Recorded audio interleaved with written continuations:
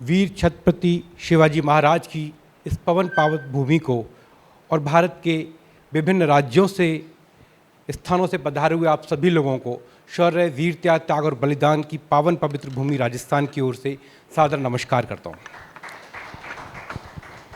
बड़े सौभाग्य की बात है कि हम सबका यहाँ जुड़ाव हुआ और हमें यहाँ आकर एक साथ वार्तालाप करने का मौका मिला। जैसा कि हम देख रहे हैं, मेरे अग्रज हमारे पितामह की तरह, भीष्म पितामह की तरह कहलाते हैं हमारे जगन्नाथपति सर, और भी कई हमारे दिग्गज आए जिन्होंने बहुत अच्छे अपने अनुभव शेयर किए, काफ़ी नॉलेज हम लोगों के साथ में दी है। इससे एक बहुत महत्वपूर्ण चीज़ को किस प्रकार से, मेरा तो बहुत विशेष लगाव रहा है इससे। जैसा कि हम लोग अभी वार्ता कर रहे थे कि एक फॉस्टर पेरेंट जो पौराणिक वर्णित हैं श्री कृष्ण भगवान, मेरा एक विशेष लगाव है उनसे, क्योंकि वो मूलतः ब्रज के हैं और मेरी जन्मभूमि ब्रज है। राजस्थान के ब्रज क्षेत्र से हूँ मैं, भगवान श्री कृष्ण के क्षेत्र से हूँ, और मेरे को ये सौभाग्य भगवान ने प्रदान किया।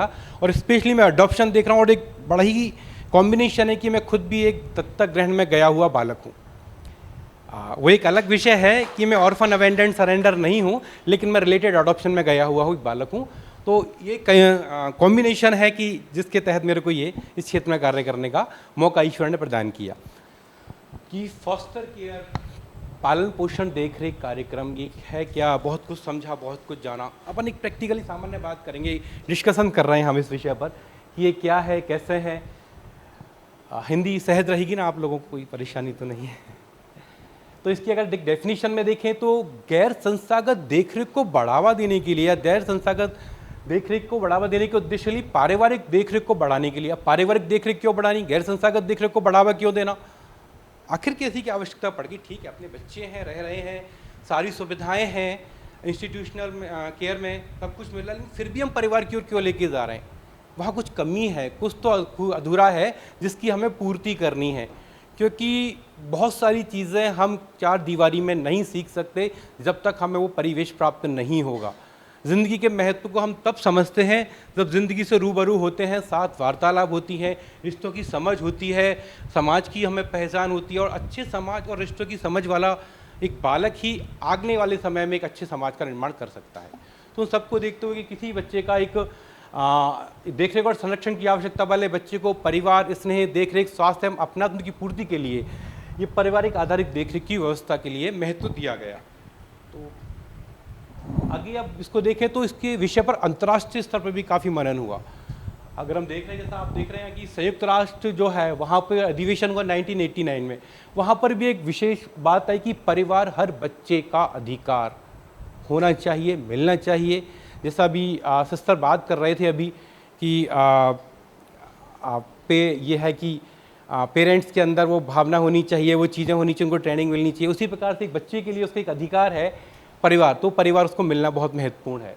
आगे हम बात करें तो संयुक्त राष्ट्र संघ द्वारा वैकल्पिक देखरेख की व्यवस्था के लिए वर्ष 2009 में भी इस पर एक कुछ दिशा निर्देश लागू किए गए, उन पर भी कार्य हुआ और उन्होंने वैकल्पिक देखरेख को प्रारंभ करने पर जोर दिया। इसी क्रम में भारत में अगर हम देखें तो राष्ट्रीय बाल नीति 2013 में भी ये एक सिस्टम लेके आए हम लोग। हमने विचार किया कि वो भी ये मानती है कि बच्चे को पारिवारिक माहौल में हंसी खुशी के वातावरण में पलने और पोषण पाने का अधिकार है, और इस पर हमें विशेष कार्य करना चाहिए। कार्य नहीं कर रहा। हाँ, कानून तो आपने देख ही लिया, अभी सर ने बता ही दिया था आपको, जुवेनाइल जस्टिस एक्ट 2021 और ये अधिनियम नियम है इसमें। अब हम बात करते हैं पालन पोषण। ये पालन पोषण के बारे में हम लोग बात कर रहे हैं, लेकिन पालन पोषण कितने प्रकार का है, हम इस पर अगर बात करते तो पालन पोषण देखरेख दो प्रकार से हम लोग देखते हैं, एक तो व्यक्तिगत और एक सामूहिक। अब इनमें अंतर क्या रहा व्यक्तिगत और सामूहिक में? अगर व्यक्तिगत की बात करें तो क्या केवल एक के लिए है ये, और सामूहिक की बात करें तो क्या बहुत सारे लोगों के लिए, बड़े समूह के लिए है? तो इसमें अगर एक्ट के अकॉर्डिंग देखें तो इंडिविजुअल पालन पोषण देखरेख में एक्ट के अकॉर्डिंग कोई भी एक बच्चे को हम पालन पोषण में देख रखते हैं, लेकिन अगर वो सहोदर हैं, दो हैं, तो उसको हम 2 या 3 है तो उनको भी हम एक इकाई मानते हुए वो व्यक्तिगत पालन पोषण देखरेख के तहत वो बच्चे आएंगे। अगर हम सामूहिक की बात करें तो सामूहिक पालन पोषण देखरेख में जो दायरा रखा गया है एक्ट के अकॉर्डिंग, तो वो 8 बच्चों तक रखा गया कि 8 बच्चों को हम किसी एक सामूहिक तौर पर किसी पालन पोषण देखरेख फैमिली में दे सकते हैं। अब उस 8 में भी एक कंडीशन डाली गई है कि उनके स्वयं के जैविक बच्चों सहित अगर स्वयं के जैविक बच्चे हैं उनके साथ काउंटिंग करते हुए 8 बच्चों की अधिकतम सीमा रखी गई है। ये हमें थोड़ा देखना होगा और इस विषय के अकॉर्डिंग। अब इसकी हमें बहुत ज़्यादा आवश्यकता क्यों पड़ रही है? जैसे अभी मैं एक उदाहरण हमारे यहाँ पर आया है कि उदयपुर ज़िले का, वहाँ कुछ बच्चे आए थे और वो पालन पोषण देख रेख में वो 4 भाई बहन हैं। अब 4 भाई बहन को अगर हम इंस्टीट्यूशनल केयर में रखते हैं तो उसमें एक हमारे साथ में बाउंडेशन आती है जो हमारी विशेषज्ञ दत्तकग्रहण अभिकरण है हमारे जिला स्तर पे, उनमें 0 से 6 वर्ष की आयु के बच्चे रखे जाते हैं और 6 वर्ष की आयु बच्चा पूर्ण कर लेता है, उसके बाद उसको वहाँ से परिवर्तित करके दूसरे बाल देखरेख संस्था में रखना होता है। अब 6 वर्ष की आयु के बाद उसको अलग करना है, लेकिन उसके बाकी भाई बहन हैं वो छोटा है कोई अगर, और हमारा एक्ट कहता है कि सहोदर को आप अलग नहीं कर सकते।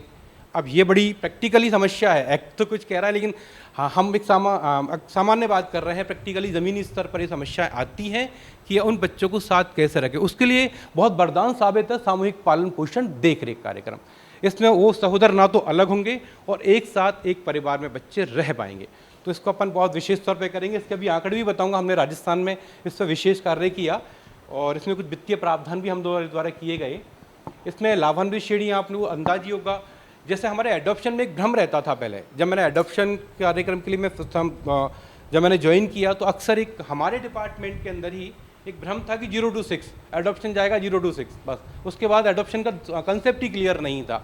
जबकि हमारा एक्ट, हमारा रेगुलेशन दत्तकग्रहण विनियम 2022 भी हमें कहता है कि 0 से 18 वर्ष की आयु तक का वो प्रत्येक बालक जो अनाथ, परित्यक्त या अभ्यर्थित है और दत्तक लीगल फ्री किया जा चुका है, विधिक मुक्त किया जा चुका है, वो बच्चा हमारा अडॉप्शन में जा सकता है। अब इसमें 0 से 18 वर्ष की आयु तक के प्रत्येक बच्चे सम्मिलित होते हैं। तो इनकी आयु का ये क्राइटेरिया रखा गया, भैया देखिए एक बार जरा जी। अब हम हमारे राजस्थान में पालन पोषण देख रेख कार्यक्रम का एक यात्रा वृत्तांत है, उसको समरी के तौर पर मैं आपके समक्ष रखूंगा कि जैसे हम बात करते हैं राजस्थान में हमारा एक पहला स्टेट है पूरे भारतवर्ष में जिसमें बच्चों के लिए एक अलग विभाग बनाया। इसका निर्माण हुआ वर्ष 2013 में, बाल अधिकारिता विभाग पहला स्टेट है भारतवर्ष में। और वर्ष 2014 में राजस्थान पालन पोषण देखभाल नियम 2014 बनाए गए, जिसके तहत इस पर फॉस्टर केयर पर कार्य किया गया। इसी क्रम में जब हम आगे बढ़े तो पालन पोषण देखरेख आदर्श दिशा निर्देश 2016 ये भारत सरकार के द्वारा लागू किए गए। उसके पश्चात राजस्थान पालन पोषण देखरेख फॉस्टर केयर दिशा निर्देश 2020 हमारे यहाँ पर बनाए गए थे। ये विशेष तौर पे इंडिविजुअल फॉस्टर केयर के तहत था ये वाला पालन पोषण देखरेख जो था फॉस्टर केयर, और इसी क्रम में हमने इसको संशोधित किया। यहाँ हम केवल व्यक्तिगत पालन पोषण देखरेख की बात कर रहे हैं, इसमें फिर पुनः हमारे कुछ संशोधन किए गए क्योंकि एक्ट और नियम परिस्थिति के अनुरूप बार बार बदलते रहते हैं। हमारे संविधान में भी संशोधन आज भी जारी है। तो पुनः हमारे यहाँ संशोधन हुआ वात्सल्य योजना के नाम से, दिशा निर्देश 2022 हमारे यहाँ लागू किए गए और फिर में पुनः संशोधन हुआ और व्यक्तिगत पालन पोषण देखरेख कार्यक्रम दिशा निर्देश 2023 भी हमारे यहाँ बनाए गए। और अगर हम सामूहिक में एक बात करते हैं तो बड़ा एक अच्छा शब्द आ रहा है, गोराधाय ग्रुप फॉस्टर केयर योजना दिशा निर्देश। गोराधाय बड़ा अलग सा नाम नहीं लग रहा आपको? गोराधाय, इस नाम के पीछे भी बड़ी एक इंटरेस्टिंग कहानी है। अगर फॉस्टर केयर का कंसेप्ट देखा जाए हमारे राजस्थान की परिप्रेक्ष्य में विशेष तौर पर बताना चाहूँगा कि जितने भी राजा महाराजाओं के बच्चों का पालन पोषण होता था धाय माँ के द्वारा किया जाता था, जिसमें पन्ना धाय जी के बारे में तो आप सबने सुना ही होगा। तो उसी कंसेप्ट में हमारे यहाँ राजस्थान में 2 प्रमुख राजघराने हैं, मेवाड़ और मारवाड़। तो मेवाड़ राजघराने से संबंधित है जो था वो पन्नाधाई जी का था, और जो मारवाड़ राजघराना है उसका संबंध गोराधाई जी का संबंध उनसे था। तो पन्नाधाई जी की तरह वहाँ भी एक गोराधाई थी, उनका भी बलिदान बड़ा प्रसिद्ध है इतिहास में, तो उन्हीं के नाम को हमने चूज करते हुए गोराधाय ग्रुप फॉस्टर की योजना इसका नामांकन हमारे यहाँ पर किया गया। इसमें कुछ संशोधन करने थे और उन संशोधनों के तहत पुनः इसमें और चेंजेस हुआ और सामूहिक पालन पोषण देखरेख कार्यक्रम संचालन दिशा निर्देश 2024 लागू किए गए। ये मिशन वात्सल्य आने के उपरांत किए गए क्योंकि कुछ वित्तीय प्रावधान उसमें कुछ परिवर्तित हुए, उनके आधार पर हमने इसको 2024 पुनः इनका संशोधन कर नए निर्माण हुआ। अब अगर अपन बात करते हैं पात्रता के लिए भी अगर अपन देखें, क्योंकि समय का अभाव है इसलिए थोड़ा मैं जल्दी ही कर रहा हूँ, आप चाहें तो और अब इसको आगे भी काफ़ी डेस्क्राइबली हम लोग वार्ता कर सकते हैं इस विषय पर। तो पालन पोषण देखरेख के लिए जो हमारे यहाँ हमने क्राइटेरिया रखे, इसमें जो हमारे यहाँ दिशा निर्देश लागू बनाए गए थे हमारे राज्य द्वारा, उनमें 2 वर्ष से कम राज्य में निवासरत को इनके बारे में वार्ता करना इसलिए आवश्यक है क्योंकि हम लोग इस पर काम करने जा रहे हैं। तो कुछ कंसेप्ट हमारे क्लियर होनी चाहिए कि हम किस तरह से कार्य कर रहे हैं, कहाँ चीज़ें होनी चाहिए। तो जो है कम से कम 2 वर्ष से राज्य में निवासरत हो, और वैवाहिक संबंध ये हमने एडॉप्शन रेगुलेशन से लिया कि कम से कम 2 वर्ष का सफल वैवाहिक संबंध उनके रहे हों पति पत्नी के। आयकर दाता होना चाहिए, कोई आपराधिक रिकॉर्ड ना हो, शारीरिक और मानसिक रूप से वो स्वस्थ हो। तो ये सारी चीज़ें जैसे एडॉप्शन रेगुलेशन में भी हम पेरेंट्स के लिए अपन लेके चलते हैं के तहत कि ये कम से कम योग्यता तो पेरेंट्स के अंदर होनी ही चाहिए। तो उसी आधार पर हम लेते हैं, और फिर जो हमारी होम स्टडी होती है वो सबसे महत्वपूर्ण होती है किसी भी पेरेंट्स के लिए अप्लाई करने के लिए। अभी बहुत अच्छी चीज़ हुई है कि ऑफलाइन से हम लोग ऑनलाइन की ओर बढ़े। पहले सारी प्रक्रिया ऑफलाइन हो रही थी, ऑफलाइन ही आवेदन पेरेंट्स करते थे, ऑफलाइन ही सारी व्यवस्थाएं होती थी। लेकिन मैं पति सर का धन्यवाद करूंगा कि इन्होंने एक शुरुआत की, केयरिंग पोर्टल के माध्यम से इसको ऑनलाइन व्यवस्था में लेकर आए वो। और अभी मिशन वात्सल्य नया जो पोर्टल लागू किया है महिला एवं बाल विकास मंत्रालय द्वारा, जो एक अम्ब्रेला स्कीम है, उसके माध्यम से अब भी पूरी तरह से अगर कोई भी पेरेंट्स जो फॉस्टर केयर लेना चाहता है वो ऑनलाइन अप्लाई कर सकता है, और उसी की ऑनलाइन प्रक्रिया के माध्यम से जैसे हम एडॉप्शन में पेरेंट्स को चूज़ करके उसकी व्यवस्था करते हैं, उसी प्रकार से इस प्रोसेस को भी हम सहजता के साथ कर पाते हैं। अब इसमें एक और परिप्रेक्ष्य में अगर देखा जाए तो ऐसी क्या नीड हुई कि हमें फॉस्टर केयर के लिए हमें करना पड़ा। केवल एडॉप्शन देकर हम इच्छी कर सकते हैं, लेकिन क्या प्रत्येक बच्चा एडॉप्शन में जा सकता है? नहीं जा सकता। प्रत्येक बालक एडॉप्शन में नहीं जा सकता। केवल ऑर्फन, अवेंडेंट और सरेंडर्ड बच्चे को ही अकॉर्डिंग टू एक्ट हम दत्तक ग्रहण में दे सकते हैं। अब उसमें भी प्रत्येक बच्चा गोद जाए ये संभव नहीं है। तो जो बच्चे हमारे यहाँ इंस्टीट्यूशन में हैं उन बच्चों को हम फॉस्टर केयर में लेके आए, इसलिए हमारा विशेष तौर पर फोकस था। दूसरी ओर क्योंकि जैसे अवेयरनेस हो रही है और एक कड़वा सत्य है समाज का देखने की, जो वातावरण का जो प्रभाव आ रहा है उससे भी अगर देखा जाए तो एडॉप्टिव जो पेरेंट्स हैं, दत्तकग्राही माता पिता, उनकी संख्या बढ़ रही है। अगर एक टेंटेटिव अगर अपन एवरेज लगाएं तो एक बालक पर लगभग 3 से 3.5 हज़ार दत्तकग्राही माता पिता वेटिंग में हैं लगभग। और इसमें समय लग रहा है क्योंकि संभव ही नहीं है कि इतने बच्चे हमारे पास है ही नहीं कि हम प्रत्येक बच्चे को गोद भी नहीं दे सकते। तो ये एक अच्छा अल्टरनेटिव व्यवस्था उन पेरेंट्स के लिए भी है जिनको लगता है कि उनके परिवार में, उनके घर में कोई चहल हो, खुशी का माहौल हो, क्योंकि बच्चा जिस घर में आता है एक अलग ही माहौल खड़ा हो जाता है। तो वो पूर्ति हम इसके माध्यम से कर पा रहे हैं। अब वित्तीय प्रावधान के बारे में अगर मैं बात करूं, यहाँ पर ये आपको अलग अलग आंकड़े दिख रहे हैं, क्या ये सभी पर लागू होते हैं? नहीं लागू होते। ये मैं यहाँ पर ग्रुप फॉस्टर केयर में बात कर रहा हूँ क्योंकि इंडिविजुअल फॉस्टर केयर जब हमारे यहाँ राजस्थान में लागू की गई थी वात्सल्य योजना के तहत, और ये गोराधाई थी, तो वात्सल्य योजना में हमने 4,000 रुपये प्रति माह प्रति बालक हम लोग उनको एक वित्तीय सहयोग प्रदान कर रहे थे। क्योंकि अगर एक वित्तीय सहयोग प्रदान होता है तो मोटिवेशन पेरेंट्स को भी बनता है कि वो एडॉप्शन ले। और ये बहुत एक गुड, मैं एक आपको बड़ी सरप्राइजिंग बात और एक अच्छी बात है कि हमारे यहाँ जितने भी बच्चे व्यक्तिगत पालन पोषण देख रेख में गए उन किसी भी पेरेंट्स ने कोई भी वित्तीय सहायता राज्य से नहीं ली है।